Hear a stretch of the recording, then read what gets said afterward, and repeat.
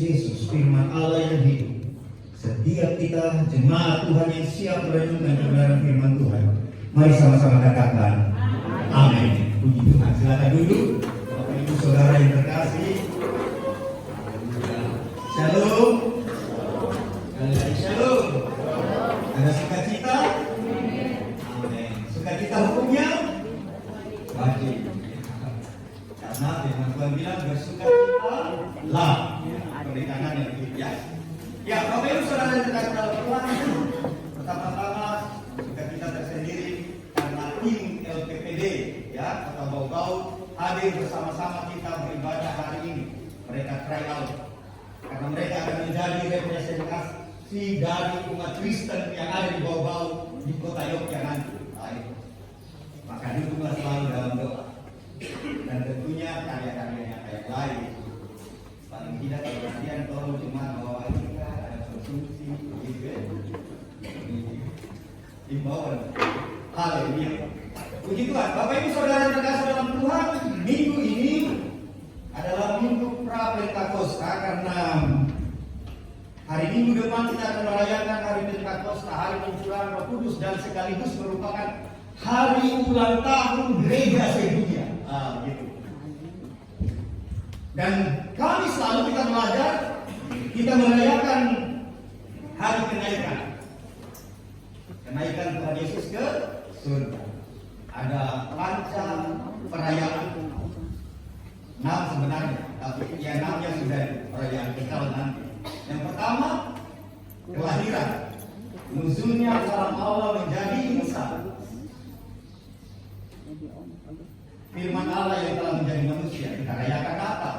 Kemudian kita merayakan Jumat Agung, bukan harinya yang agung, bukan hari Jumat yang agung, tapi peristiwa yang terjadi di hari Jumat itu yang agung. Yaitu ketika Yesus naik ke kayu salib menjadi kurban yang sejati sehingga kita diperdamaikan dengan Allah. Atau lebih tepatnya Allah memperdamaikan dirinya yang berhak untuk murka terhadap dosa dengan manusia. Demikian Rasul Paulus menulis kepada jemaat di Roma. Kemudian dia bangkit mengalahkan kematian supaya setiap daripada kita yang percaya akan senantiasa hidup atau memiliki kehidupan yang kekal. Naik ke surga minggu lalu kita belajar, dan minggu depan kita akan merayakan kenaikannya pencurahan Roh Kudus. 5 perayaan. 6-nya dia akan datang kembali. Kalau itu perayaan kekal. Oke. Dan hari Kamis selalu kita belajar kebenaran firman Tuhan. Kita belajar ada 4 perkara. Sekalipun perkara keempat tidak selesai, maka hari ini kita akan selesaikan. Minggu lalu kita belajar waktu di perayaan kenaikan, mengapa? Apa alasan Tuhan naik ke surga? Saya sekedar mengulang. Alasan pertama ya karena dia berasal dari surga. Amin. Ya karena dia berasal dari surga, maka ia kembali ke surga. Yohanes pasal 8 ayat 23 Tuhan Yesus berkata, aku bukan dari dunia ini, aku dari atas. Aku bukan dari dunia ini, maka dia kembali ke surga. Dan kita belajar melalui implikasinya, konsekuensinya kalau Tuhan Yesus naik ke surga karena ia berasal dari surga, maka Alkitab dengan tegas menghendaki setiap orang percaya. Di dalam Kolose 1 ayat 23 tegas Alkitab bilang apa? Kamu harus bertekun dalam imanmu. Kamu harus senantiasa teguh, tidak berguncang dan tidak mau digeser dari pengharapan Injil. Kalau Yesus naik ke surga, menyatakan sungguh dia pribadi ilahi, dia adalah Allah, maka saudara dan saya harus. Kolose 1 ayat 23 bilang begini, sekali Yesus tetap Yesus. Amin. Amin. Karena itu kitab Wahyu juga bilang, setialah sampai mati. Wahyu 2 ayat 10. Itu yang pertama. Yang kedua kita belajar, mengapa ia naik ke surga? Karena dia telah menyelesaikan segala pekerjaan dalam rangka pengutusannya. Ya, Yesus adalah utusan. Persoalannya, utusan yang bagaimana?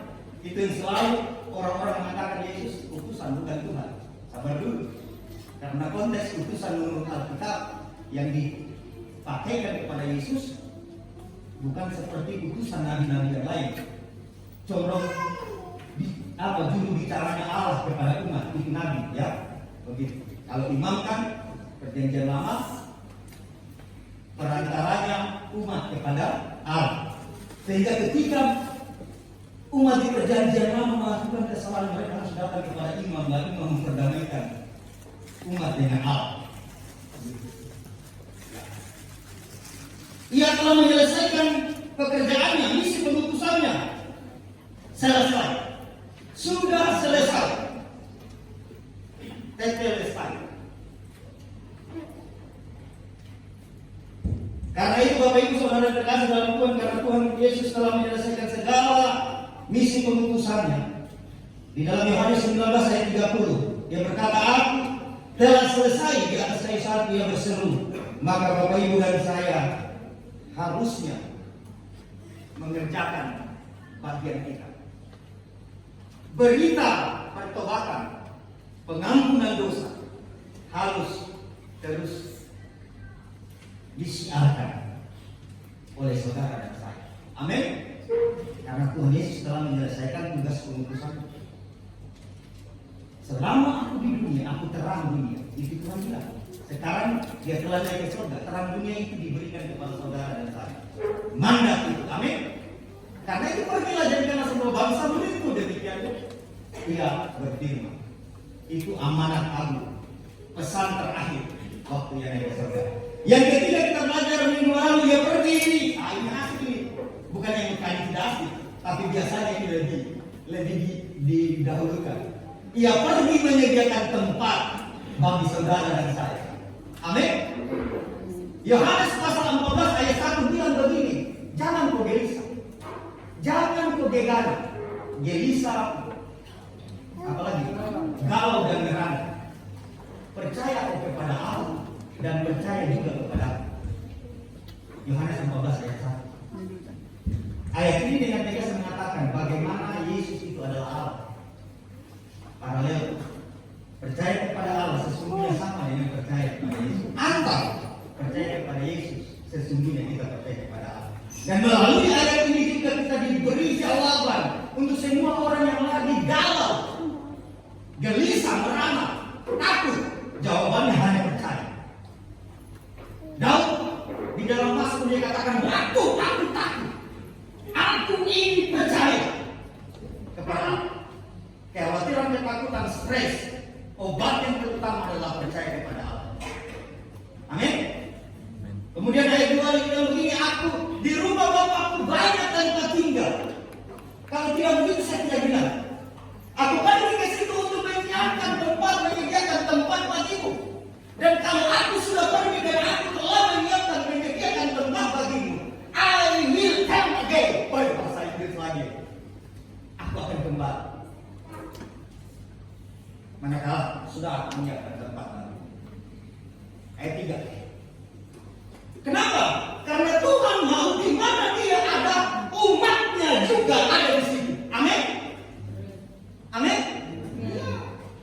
Karena ini Bapak Ibu Saudara yang terkasih dalam Tuhan, ini jelas sekali. Kata Kristen itu yang dilekatkan kepada saudara dan saya, itu gambaran dia. Ketika ia berjumpa dengan Rasul Paulus dalam perjalanannya ke Damaskus, Syria sekarang, Tuhan Yesus berkata kepada Paulus, mengapa engkau menganiaya aku? Padahal yang dianiaya orang Kristen. Paulus tidak pernah menganiaya Yesus. Paulus tidak pernah secara langsung mempersekusi Yesus. Tetapi ketika ia berjumpa dengan Paulus, Yesus berkata, mengapa engkau menganiaya aku? Kenapa? Karena penganiayaan terhadap umat percaya sesungguhnya itu penganiayaan kepada Kristus. Karena itu jelas Yohanes ayat 14 ayat 3 bilang begini, di mana tempat aku berada, aku mau engkau ada di situ. Amin. Haleluya, puji Tuhan. Dia pergi menyediakan tempat bagi saudara dan saya. Amin. Karena itu, nah implikasinya dan saya harus terus. Janganlah kerajinanmu kendor. Hendaklah rohmu menyala-nyala dan layanilah Tuhan. Amin. Amin. Karena Tuhan pergi menyediakan rumah bagi saudara dan saya, maka saya harus senantiasa menyala-nyala di dalam Tuhan, melayani Tuhan apapun bentuk pelayanannya. Karena rumah saya ada. Makanya minggu lalu saya bilang, walaupun rumah di bumi masih kontrakan, jangan takut. Kalaupun Tuhan tidak wujudkan rumah pribadi, ada rumah di surga. Amin. Jangan malas-malas. Janganlah hendaknya kerajinanmu kendor. Biarlah rohmu menyala-nyala dan layanilah Tuhan. Itu yang ketiga. Yang keempat, Tuhan Yesus naik ke surga supaya Ia beri Roh Kudus kepada saudara dan saya. Yang ini yang kita mau selesaikan hari ini, supaya minggu depan ketika kita belajar tentang menerima Roh Kudus, dibaptis Roh Kudus, kepenuhan Roh Kudus, kita boleh mengerti karena kita sudah dibekali tentang siapa Roh Kudus dan eksistensinya. Bagaimana Ia menyatakan diri, bagaimana Dia eksis melalui nas bacaan yang kita baca minggu lalu. Oke, mari kita buka Yohanes pasal 14. Yohanes pasal 14. Hari ini kita mau belajar siapa Roh Kudus. Dan saya percaya semua kita tahu Roh Kudus adalah pribadi ketiga dari Allah yang Esa. Amin. Ya, pribadi ketiga dari Allah yang Esa. Jadi Allah kita Esa. Amin. Karena firman Tuhan bilang di dalam kitab Ulangan, dengarlah hai Israel, Allah kita, Tuhan Allah kita, dan Tuhan Allah kita itu Esa. Ulangan pasal 6 ayat 4.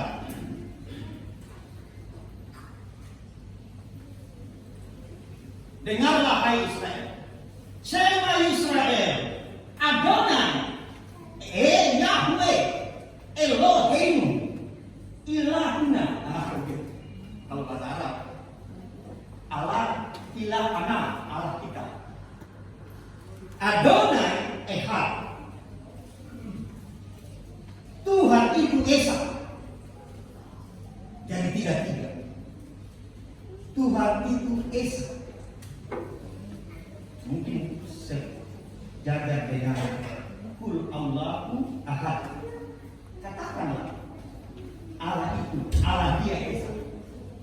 Kul Allah Dia Wa Ehad Esa. Dan Alkitab dengan tegas, bahkan setan juga percaya bahwa Allah itu Esa, bahkan sampai takut. Jadi sebenarnya Khotbah sudah selesai, sudah menjawab siapa Roh Kudus.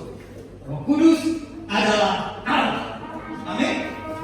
Ini inti iman, seperti percayanya kita bahwa Yesus adalah Allah. Kita percaya kepada Allah yang Esa, Tritunggal yang mulia. Maka kita menyanyi, hormat bagi Allah Bapa, hormat bagi anaknya, hormat bagi Roh penghibur ketiganya yang Ehad.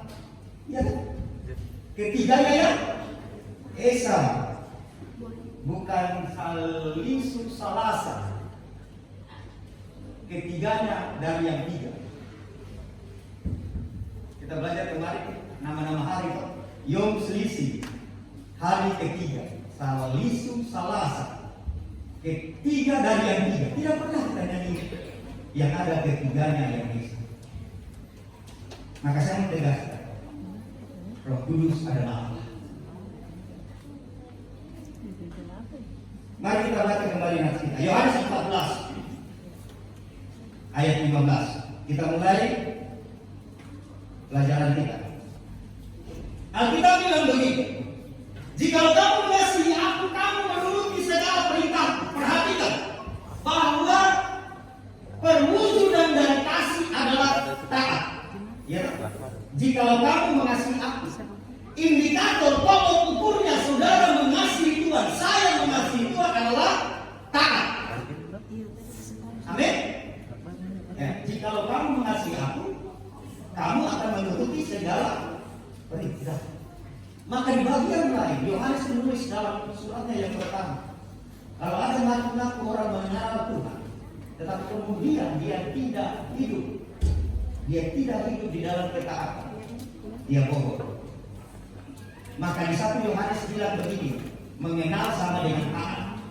Yohanes 14:15 bilang mengenal apa? Kasih sama dengan taat. Maka orang yang mengasihi Tuhan, dia orang yang mengenal. Orang yang mengenal Tuhan pasti taat. Orang yang taat, dia orang yang mengasihi Tuhan. Maka dia jadi seperti lingkaran. Kalau kamu mengasihi aku, bukti dari kasihmu, engkau akan menuruti segala perintahku. Persoalannya, jujur, mengasihi Tuhan bukan perkara gampang. Kenapa? Karena ini menyangkut ketaatan. Roh itu memang menurut. Persoalannya jadi lemah. Maka saya mau bilang jujur, mengasihi Tuhan bukan perkara gampang. Karena mengasihi Tuhan, buktinya, ya bahasanya Pak Harto dulu, jawabannya dari kasih adalah taat. Maka saya mau bilang, jujur, mengasihi Tuhan yang dibuktikan dengan ketaatan bukan perkara gampang, tapi tidak mustahil. Ya kan? Kecuali saya bilang mustahil mengasihi Tuhan, oh itu sudah selesai, isu sudah tutup. Karena ini bukan persoalan gampang. Ayat 16 bilang kita diberi penolong. Amin. Ayat 16. Kan begitu konteksnya. Ayat 15 bilang begini, kalau kamu menyayangi aku, kalau engkau mengasihi aku, kamu akan dengar apa yang saya mau katakan kepadamu. Engkau akan melakukan apa yang saya katakan kepadamu. Karena Tuhan Yesus juga bilang begini, makananku adalah mengerjakan dan menyelesaikan. Oke, kita kadang-kadang mau lakukan tapi tidak komplit. Oke. Ayat 15 bilang, kalau engkau mengasihi aku, kamu akan menurut perintahku. Tanda kutip, persoalannya mengasihi Tuhan dan taat kepadanya ini bukan perkara yang gampang. Maka puji Tuhan, ayat 16 bilang begini, aku akan minta kepada Bapa, Ia akan memberikan kepadamu seorang penolong yang lain. Ayat ini ayat polemik. Lihat buktinya tuh di Injil Yohanes pasal 14 ayat 16. Telah dijanjikan seorang nabi, seorang penolong yang lain. Makanya kurang lebih tahun 200-an ada seorang yang mendirikan agama baru, Mani, pernah menggabungkan agama Buddha, agama Yahudi, agama Kristen, dan Mani bilang saya adalah penolong yang lain, Parakletos itu. Bahkan di Amerika setelah zaman modern ini, William Smith mengaku-ngaku dia seorang penolong yang lain dan mendirikan agama Gereja Mormon. Karena jujur hanya masalah kata seorang ini. Lembaga Alkitab Indonesia menerjemahkan kata seorang. Sekalipun tidak ada kata seorang itu, karena tidak mungkin dikatakan begini, aku akan memberikan kepadamu sesuatu penolong yang lain dan tidak tepat. Karena penolong ini bicara pribadi, makanya diterjemahkan dengan pakai kata seorang. Maka yang pertama di sini dikatakan, siapa Roh Kudus itu? Roh Kudus itu adalah penolong. Alon Parakletos. Parakletos yang lain. Penolong yang lain. Kenapa penolong yang lain? Sebab Tuhan Yesus penolong juga. Roh Kudus dalam diterjemahkan dengan kata penolong ini dari kata Parakletos. Alon. Alon itu lain tapi sejenis. Beda dengan hetero, uteros. Maka kata heterogen itu beda-beda tuh. Uteros beda. penolong yang lain. Kenapa yang lain? Karena 1 Yohanes, mari kita lihat. Alkitab tidak bilang begini. Di dalam 1 Yohanes 2 ayat 1, perhatikan. Nanti Bapak Ibu kurang gampang sekarang. Kita tinggal buka HP kita, ketik sabda, Alkitab sabda, langsung bisa bahasa sedikit bahasa Ibrani. Bisa sedikit bahasa Ibrani. 1 Yohanes 2 bilang begini. Anak-anak, ini Rasul Yohanes bilang begini kepada gereja, kepada umat Tuhan. Hal-hal ini kutuliskan kepadamu supaya kamu jangan berbuat dosa. Sekiranya pun kalau kamu jatuh di dalam dosa, ya. Namun jika seorang berbuat dosa, kita mempunyai seorang parakleton pada Bapa. Diterjemahkan dengan kata pengantara.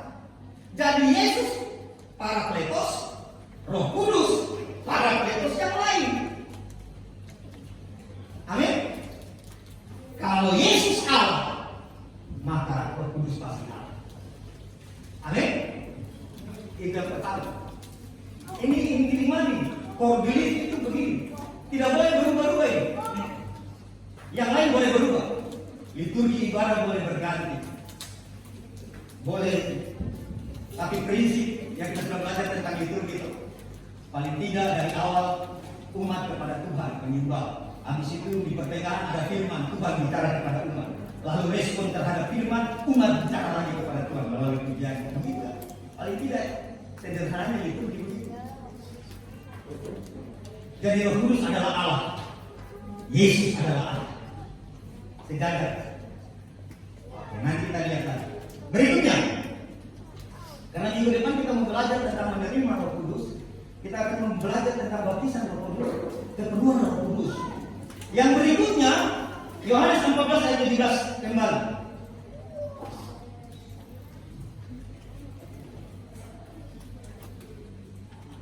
Dia disebut roh kebenaran. Ya kan? Dia disebut roh kebenaran. Pneuma aletheia atau pneuma ho aletheia. Kata sandang boyo de. Roh sang kebenaran. Oke, lihat kan? Roh Kudus disebut roh kebenaran. Roh Kudus disebut sang kebenaran. Dan naik di pasal 14 di atas, Yesus berkata begini, ego eimi ho hodos kai ho aletheia kai ho zoe. Yesus berkata, akulah aletheia. Di pasal 14 naik ke atas. Ketika mereka bertanya, Tuhan kasih tahu kita jalan kemana kau mau pergi. Lalu Tuhan Yesus bilang begini, saya lah jalan kebenaran, jalan kebenaran dan hidup.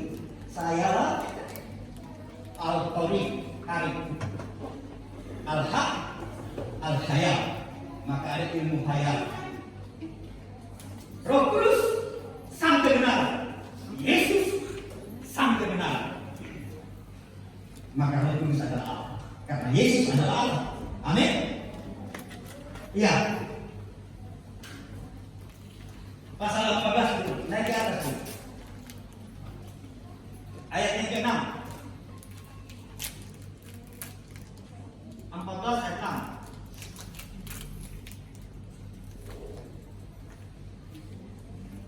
Yohanes 14 ayat 6. Kata Yesus kepadanya, akulah jalan dan akulah kebenaran, akulah sang kebenaran. Dan di berikut ayat yang tadi kita baca, Roh Kudus disebut sang kebenaran. Maka Roh Kudus adalah Allah. Amin. Amin. Oke. Ini pelajaran yang berat-berat. Maka kencangkanlah sabuk saudara, karena penerbangan kita cukup lama hari ini seperti minggu-minggu sebelumnya. Sudah 1 bulan kan penerbangan kita lama ya. Sampai selesai ibadah di sebagai bilang, Pak, Anda mau mana? Ya. Latihlah dirimu beribadah. Rasul Paulus menulis kepada pendeta muda yang namanya Timotius, supaya diajarkan kepada jemaat, latihlah dirimu beribadah, termasuk di dalamnya dalam kurung, latihlah dirimu untuk mendengarkan kebenaran firman yang disampaikan kepadamu, bahkan kalau lama waktunya sampai 1 jam. Karena saya belum pernah juga berkhotbah sampai 2 jam tuh. Lebih lama nonton bola sebenarnya. 2 kali 45 menit plus sediakan kopi lagi. Bapak Ibu tinggal duduk saja dengar. Oke? Lanjut. Yang ketiga, kita lihat siapa Roh Kudus menurut kelas bacaan kita ya. Ayat 26. Ayat 26 bilang begini. Tetapi penghibur, yaitu Roh Kudus. Kata penghibur diterjemahkan kepada kata Parakletos. Pneuma Hagios, Roh yang kudus. Dalam Injil bahasa Hoyo dipakai kata mangkilon.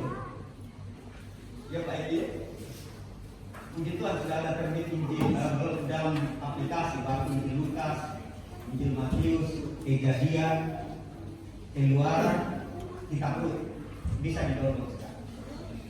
Kitabi ngomong kilona. Tetapi penghibur, Roh Kudus sang penghibur. Yesus berkata, berbahagialah orang yang berduka cita sebab mereka akan dihibur. Yesus sang penghibur. Kalau Yesus adalah Allah, sang penghibur sejati, dan Roh Kudus juga adalah sang penghibur sejati, maka Roh Kudus adalah Allah. Amin. Oke. Dia penolong, dia Roh kebenaran, dia penghibur. Maka Roh Kudus adalah sampai di situ dulu. Siapa Roh Kudus? Lalu kita lihat eksistensinya. Bagaimana dia? Belum selesai. Mari lihat kembali di bacaan kita tadi pasal 14 ayat 16 bilang begini. Aku akan minta kepada Bapa dan Ia akan memberikan kepadamu seorang penolong yang lain, koma. Kalau hanya sampai di situ bisa kamu tukar, bisa kamu sesatkan orang dengan sepenggal ayat itu. Ada seorang penolong. Tetapi kali ini baru koma. Sebab penolong yang lain itu pertama, Ia akan menyertai kamu sampai selama-lamanya. Jadi penolong yang lain itu bersifat kekal. Dia bukan makhluk, dia Khalik. Maka kalau ada orang ngaku-ngaku dia yang dimaksudkan dari seorang penolong yang lain itu adalah si A, si B, dan si C. Tanyakan apakah si A, si B, si C. Seperti yang saya sebut tadi, Mani atau Yosef apa yang Smith tadi, pemimpin gereja Mormon, apakah dia masih hidup sampai sekarang? Tidak. Sementara yang dikatakan dia akan menyertai kamu selama-lamanya. Seperti ketika Tuhan Yesus bangkit dari kubur, dia berkata kepada murid-muridnya waktu dipesannya, pergi jadikanlah semua bangsa murid, baptislah mereka di dalam nama Allah, Bapa, Putra, dan Roh Kudus, ajar mereka, lalu ketahuilah, aku akan menyertai kamu sampai selama-lamanya. Yesus menyertai saudara dan saya sampai selama-lamanya. Roh Kudus menyertai kita sampai selama-lamanya. Yesus adalah Allah, maka tidak bisa tidak Roh Kudus adalah Allah. Amin. Maka Immanuel itu bukan hanya Yesus. Immanuel Elohim, Tuhan yang menyertai. Oke, penyertaannya sempurna. Dia menyertai selama-lamanya. Berikutnya, dunia di situ dikatakan apa? Dunia tidak dapat menerima dia. Dunia tidak dapat menyambut dia karena dunia tidak melihatnya dan tidak mengenalnya. Kalau ini pribadi manusia kan kelihatan, tapi ini tidak. Dunia tidak menerima dia. Kenapa? Kenapa dunia tidak menerima dia? Kenapa dunia tidak menyambutnya? Karena dunia tidak melihat dan dunia tidak paham. Demikian juga Yesus berkata, aku datang kepada milik kepunyaanku, tetapi milik kepunyaanku tiada mengenal aku. Yohanes pasal 1 bilang begitu loh. Ketika firman Allah yang adalah Allah itu jadi manusia, dia datang kepada milik kepunyaannya, tetapi milik kepunyaannya tidak mengenal. Itu konteks ketika dikatakan kepada umat Yahudi. Tetapi kamu, nah Bapak Ibu, perkataan ini dikatakan kepada murid pada saat itu. Tetapi kamu mengenal Dia, sebab Ia menyertai kamu dan akan diam di dalam kamu. Pertama, konteks dekatnya ini dikatakan kepada murid-murid. Artinya, murid-murid itu masih ada, mereka sudah akan menerima Roh Kudus. Bukan 100 tahun kemudian, bukan 2000 tahun kemudian, ketika para murid-murid sudah tidak ada. Dan puji Tuhan, itu juga berlaku atas saudara dan saya. Ia menyertai kamu dan akan diam di dalam kamu. Katakanlah Mani mengatakan dia Roh Kudus, dia sudah mati. Kurang lebih 2000 tahun yang lalu, di tahun 200-an abad-abad ketiga. Dia menyertai kamu. Karena itu Bapak Ibu Saudara terkasih dalam Tuhan, kehormatan saudara dan saya menjadi baiknya Allah.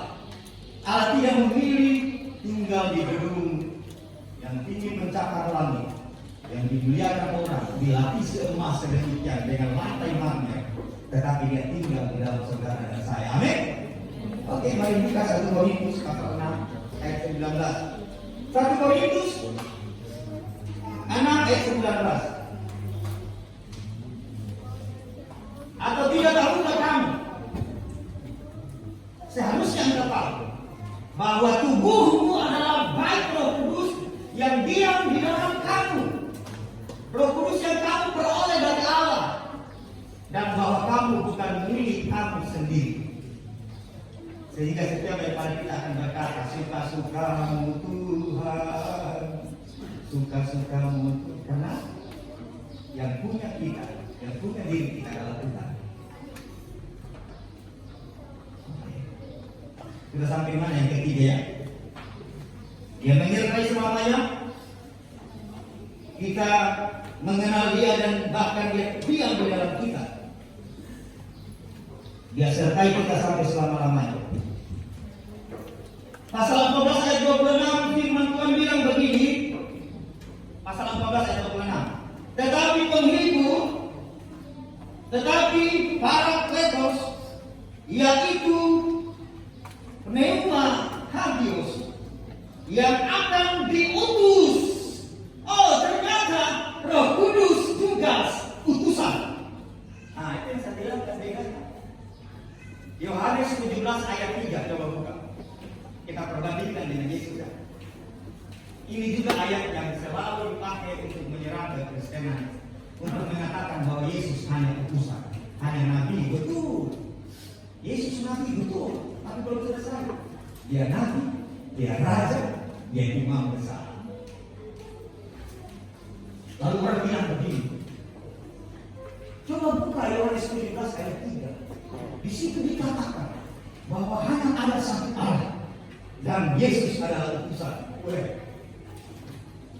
Inilah hidup yang kekal itu, yaitu bahwa mereka mengenal Engkau satu-satunya Allah. Oh ya, Allah yang esa, Allah yang benar, dan mengenal Yesus Kristus yang hanya utusan. Orang bilang begitu tak? Menerjemahkan Yohanes 17 ayat 3 itu seperti ini. Seperti yang saya bilang, pengutusan Yesus itu berbeda karena Dia adalah firman Allah yang dari surga masuk ke dunia, menjadi insan itu. Oke, kalau kita berpegang kepada ayat 17, ayat 3 pasal 17 ini, bahwa Yesus hanya utusan. Sekali lagi saya mau menegaskan kepada saudara dan diri saya ayat 2. Utusan mana? Ayat 2. Utusan yang mana? Yang memiliki kuasa sedemikian. Sama seperti Engkau telah memberikan kepada Yesus yang hanya utusan kuasa atas segala yang hidup. Utusan yang mana yang berkuasa atas segala yang hidup? Tidak mungkin. Tidak akan mungkin ada utusan yang dapat berkuasa atas segala yang hidup. Tidak akan mungkin ada seorang utusan yang dapat memberikan hidup yang kekal kepada semua orang. Ayat 2 bilang begitu loh.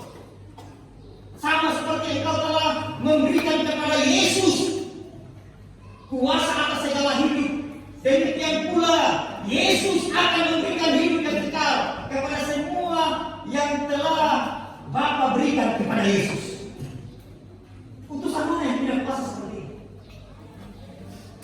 Utusan mana yang punya kuasa atas segala yang hidup, utusan yang mana yang dapat memberikan kepada saudara dan saya, manusia, hidup dan kekal? Kalau bukan, dia tidak. Maka Nabi Yesaya bilang begini firman Tuhan. Bukan seorang duta, bukan seorang utusan, tetapi Allah sendiri, aku sendiri yang akan datang melawan.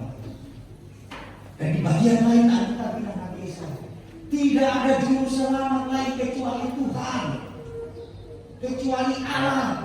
Maka Yesus itu adalah Allah. Amin. Yesus adalah utusan.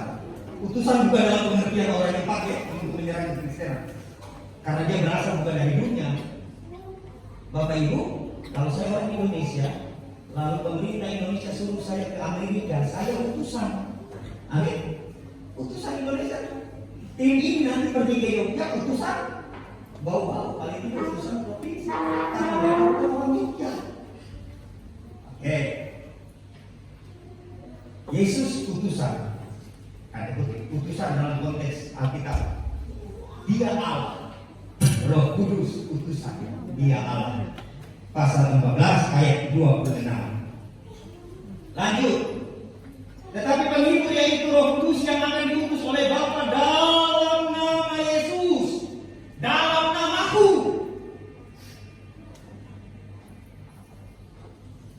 Kalau ayat di atas, ayat 2, seorang penolong yang lain mau diterjemahkan kepada seseorang, harus mengakui bahwa dia diutus dalam nama Yesus, demi nama Yesus.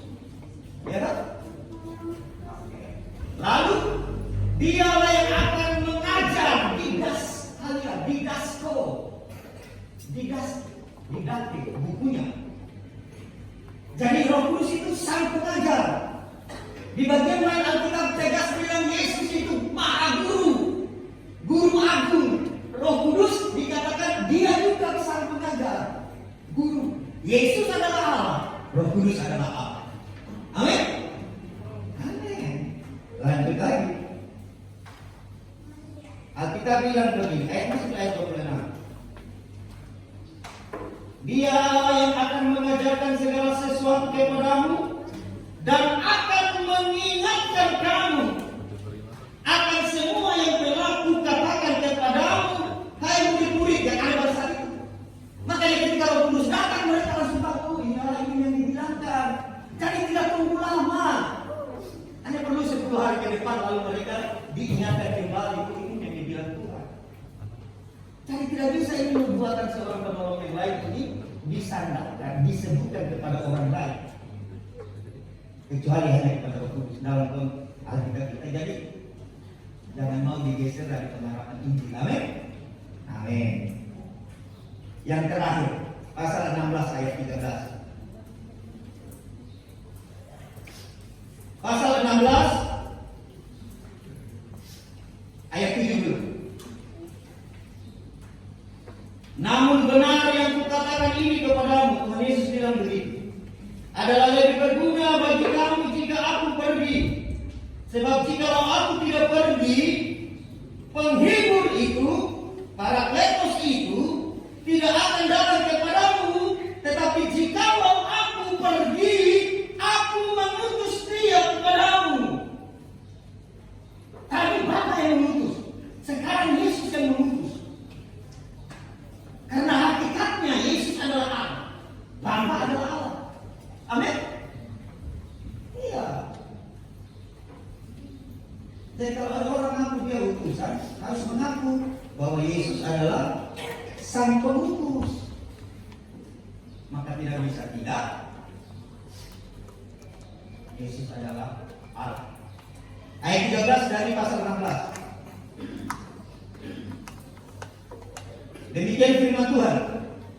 Tetapi apabila ia datang, yaitu Roh kebenaran, pneuma aletheia, ia akan memimpin kamu ke dalam seluruh kebenaran. Sebab ia tidak akan berkata-kata dari dirinya sendiri, tetapi segala sesuatu yang didengarnya itulah yang dikatakannya, dan ia akan memberitakan kepadamu hal-hal yang akan datang. Ia akan memuliakan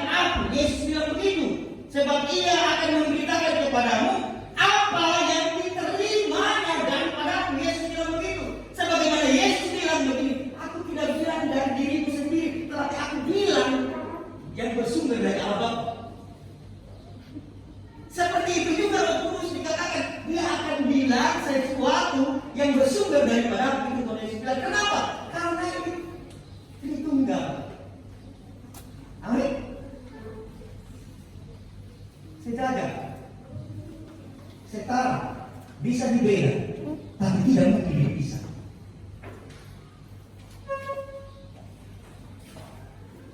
Kenapa ini perlu terus saya ingatkan kepada Bapak Ibu dan diri saya? Karena kita terus mengalami tantangan sehubungan dengan core belief, inti iman kita tentang Allah Tritunggal. Maka saudara dan saya harus terus belajar untuk semakin kuat. Karena Alkitab juga menyuruh saudara dan saya untuk siap sedia mempertanggungjawabkan, berapologet, memberi bantahan, sandaran, pembelaan, hujah terhadap iman. Bukan hujah, bukan pembelaan terhadap iman. Penting. Di Yohanes 1 saja kalau kita baca, jelas. Pada mulanya adalah firman. Firman bersama-sama dengan Allah. Dan firman adalah Allah. Mestinya tulis saja pada mulanya adalah Allah. Selesai. Tetapi untuk menyatakan beda yang tadi, tetapi saya hakikat, ditulis sedemikian. Karena itu Bapak Ibu Saudara yang terkasih dalam Tuhan, hari ini kita sudah belajar Roh Kudus adalah Allah. Amin. Dan kita juga belajar eksistensinya tadi, bagaimana dia menyatakan dirinya sebagai penghibur, sang pengajar, penolong, dia utusan. Karena minggu depan kita akan belajar tentang menerima Roh Kudus, kita akan belajar tentang baptisan Roh Kudus, kita akan belajar tentang kepenuhan Roh Kudus, supaya kita bisa hidup oleh Roh, dipimpin oleh Roh. Seperti surat Rasul Paulus kepada jemaat. Tuhan Yesus memberkati. Amin. Bapak Ibu Saudara yang terkasih, mari kita berdoa. Sesudah itu kita akan merespon kebenaran firman Tuhan. Berdoa, Tuhan, dan kami butuh Engkau ya Roh Kudus menerjemahkan kebenaran firman-Mu ini lebih di hati pikir kami. Kami butuh Tuhan. Engkau menolong kami untuk hidup di dalam segala ketaatan.